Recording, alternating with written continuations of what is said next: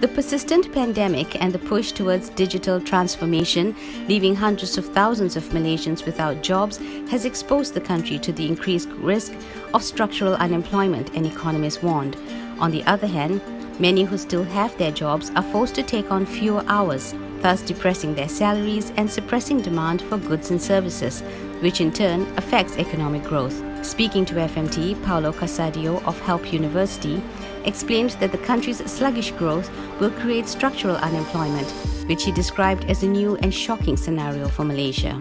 Structural unemployment occurs when there is a mismatch in the skills that employees have and what employers need, with technological advances and shifting demographics among its underlying factors. Lower growth will thus create a structural imbalance, with an excess supply of workers that cannot find a job, thus becoming unemployed and creating systemic downward pressure on salaries.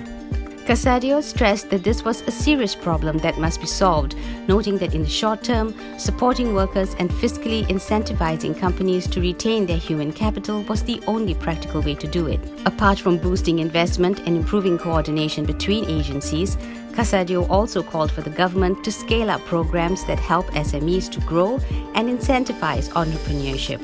This should also include short-term reskilling and retraining programs, he said. Warning of the impact of automation and the Fourth Industrial Revolution on jobs, Casadio also stressed that there should now be a shift to train for jobs that will be in demand over the next decade or so, and a push to recognize more professional qualifications and certifications as opposed to just university degrees.